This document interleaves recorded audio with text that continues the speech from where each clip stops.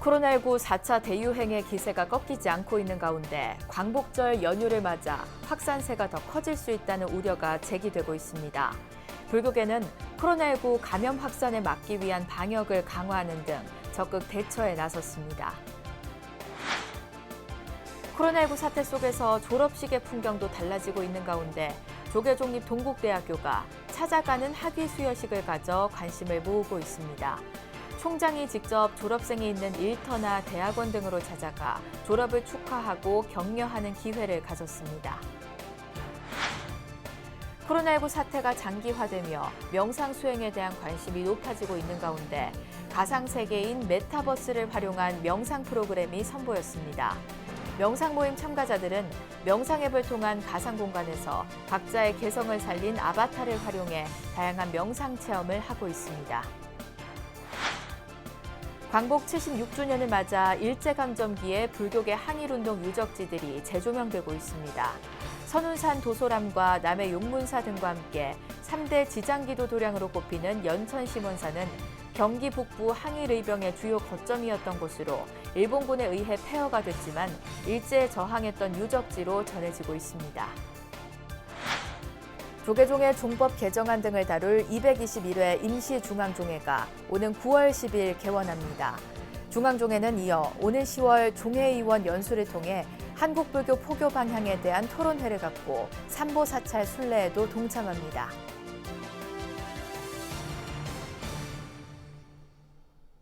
여러분 안녕하십니까? 8월 12일 목요일 BBS 뉴스입니다. 광복절 연휴를 앞두고 코로나19 확진자 수가 급증하면서 4차 대유행의 기세가 꺾이지 않고 있습니다. 불교계는 코로나19 감염 확산을 막기 위해 철저한 방역에 나서는 등 적극 대처하고 있습니다. 첫 소식 유상석 기자가 보도합니다. 코로나19 4차 대유행이 갈수록 확산하고 있습니다.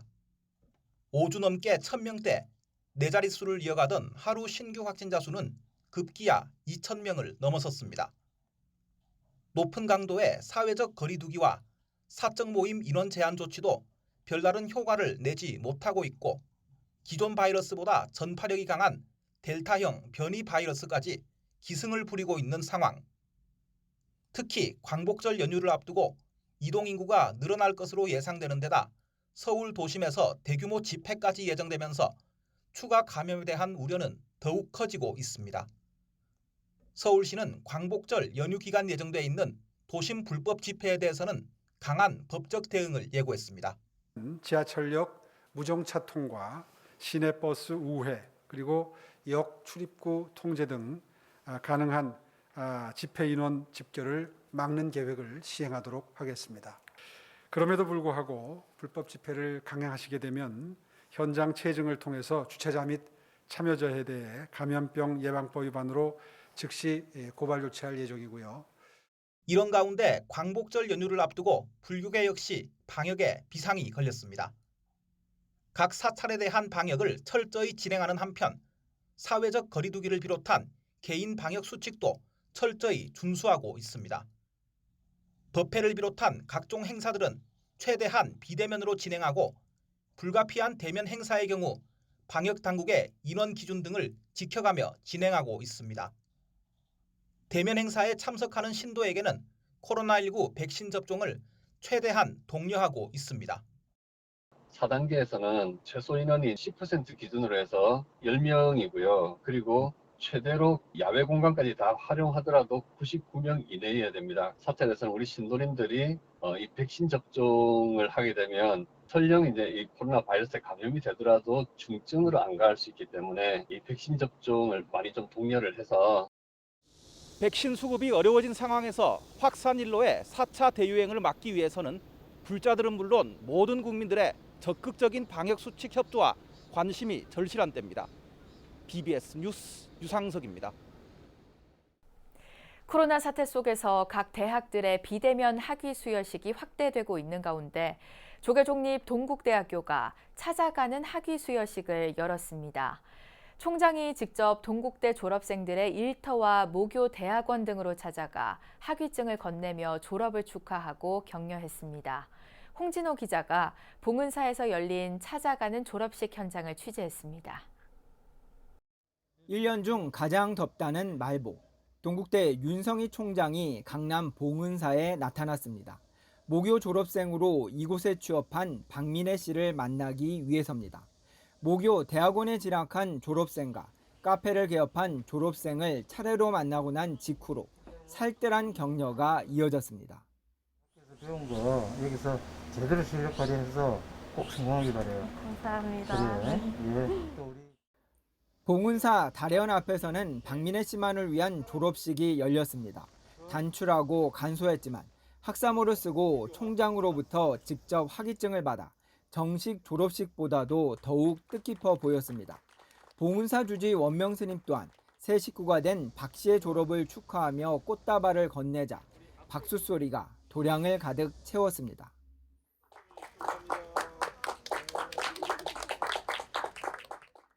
동국대 불교학부 18학번인 박민혜 씨는 지난달 15일부터 봉은사 재무팀에서 회계 업무를 담당하고 있습니다. 7학기 만에 우수한 성적으로 조기 졸업을 하고 잡은 첫 직장입니다.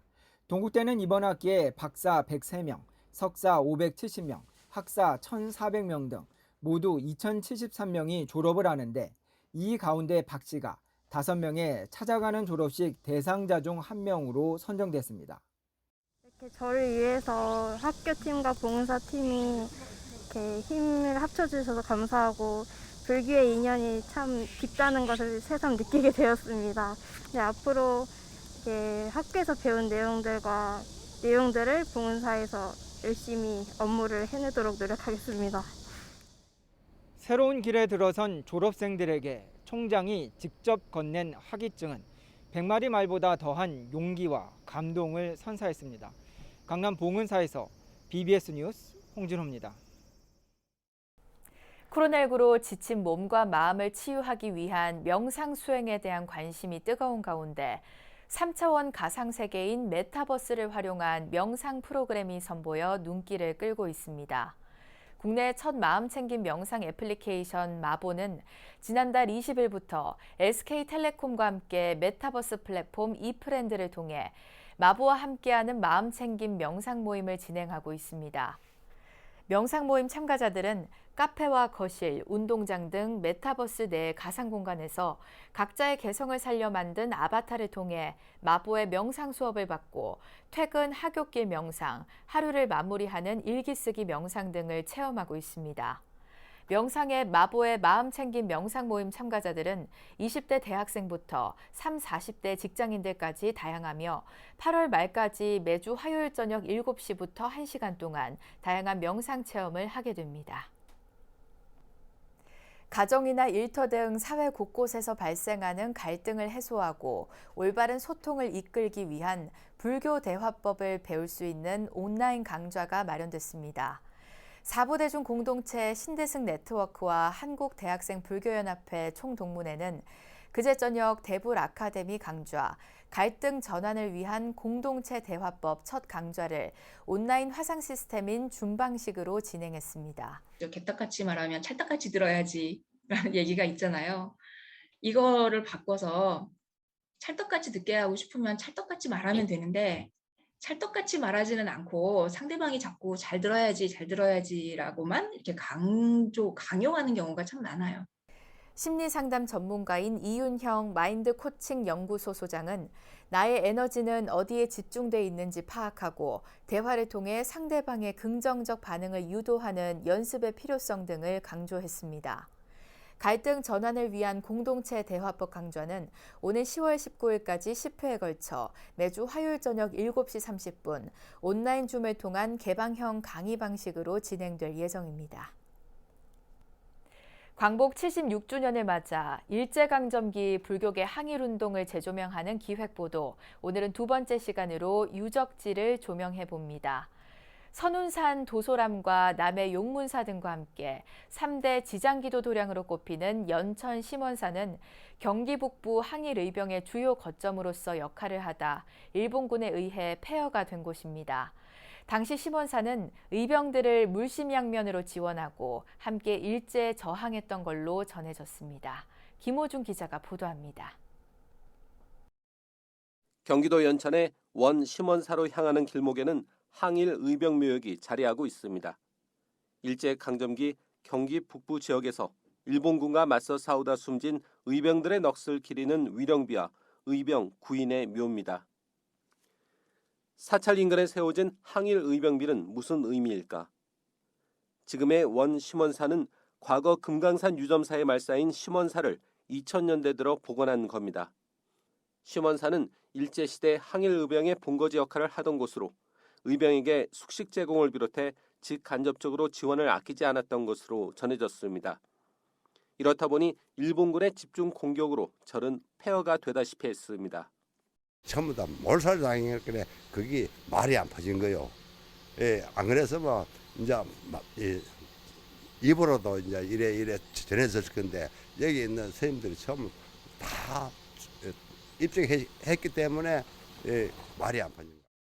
당시 의병과 스님들과의 관계는 뗄래야 뗄 수 없는 운명 공동체였던 것으로 추정됩니다. 호국의 정신이 연결고리였던 겁니다. 진주 창렬사를 지켰던 호국사라든지 우주의 특산사 사고를 지켰던 그 호국사라든지 승림병들이 지켰어요. 승려들과 의병 간의 관계는 적대적인 관계라 절대 될 수 없고 거의 협조적인 관계였죠. 오랜 승병들의 역할이 컸기 때문에 의병장들이 저를 이용한 것은 뭐 당연하다 하겠습니다. 독립운동사에서 차지하는 불교계의 비중이 실제로는 적지 않다고 봐야 할 대목입니다. 오랜 전통에 우리 호국하고 관련이 깊죠, 스님들은.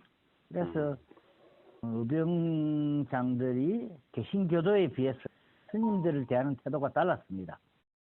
한때 폐사지였던 원 심원사는 과거 심원사가 지장도량의 본산이었던 명성을 되찾는 데 힘쓰고 있습니다.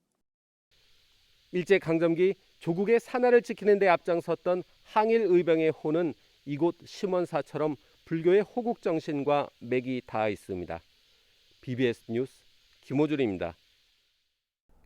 조계종의 종법 개정안 등을 다룰 221회 임시중앙종회가 오는 9월 10일 개원합니다.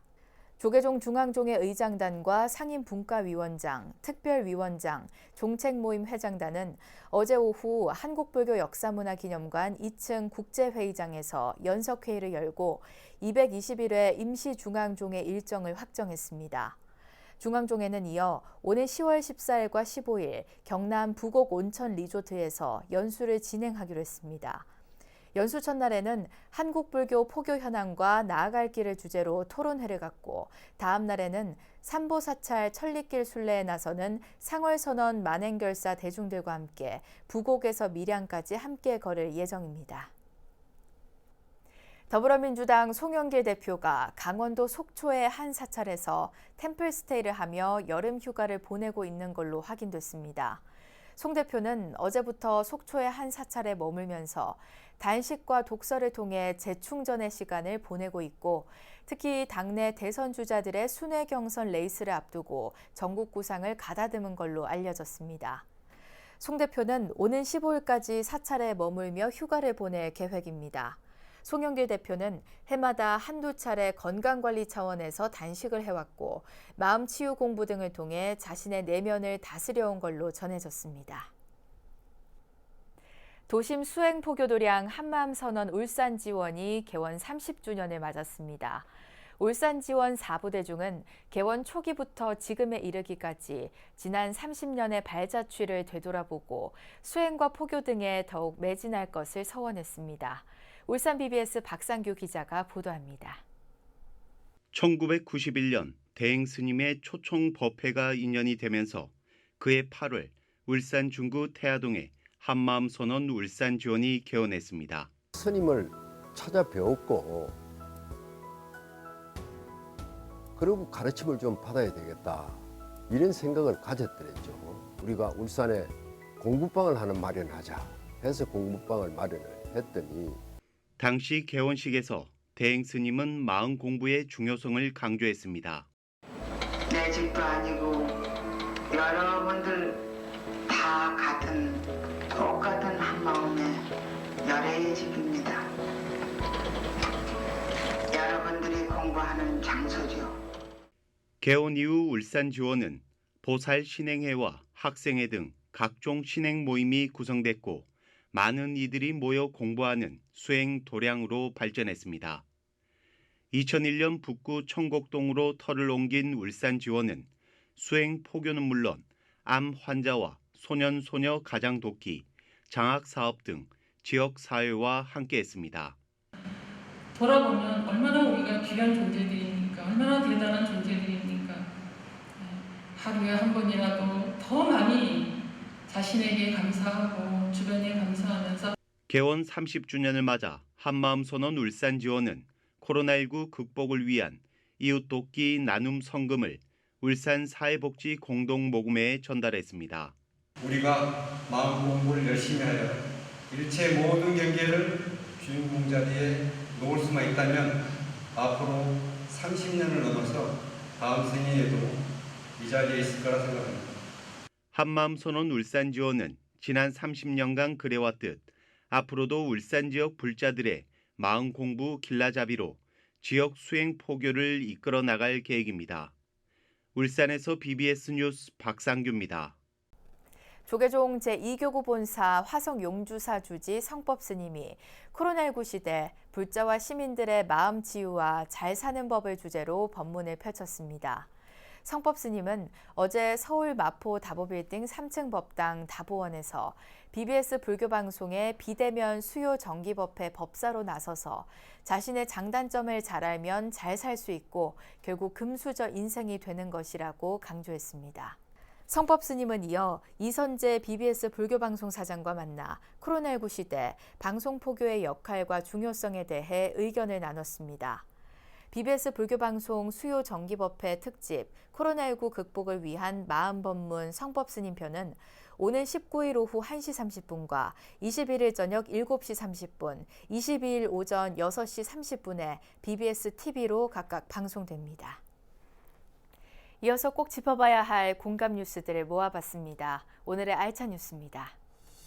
서울시는 코로나19 등 감염병 대응에 특화한 시립서울의료원의 응급의료센터를 확장 신축해 9월 개관한다고 밝혔습니다. 센터는 의료원 본관동 옆에 연면적 4,950제곱미터, 지상 5층 규모 별도 건물로 새로 지었고 병상 61개 가운데 6개는 감염 확산을 막는 음압병상으로 설치해 응급의료센터에서부터 선제적 격리가 가능하게 했습니다.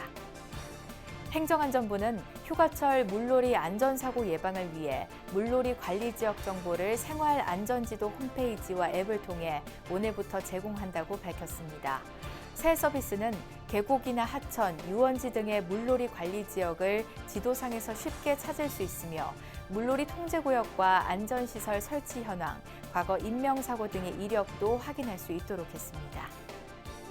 방송통신위원회와 한국인터넷진흥원은 최근 중고생을 대상으로 불법 문자 전송을 유도하는 신종 스팸 수법이 발견됐다며 청소년과 보호자의 각별한 주의가 필요하다고 당부했습니다.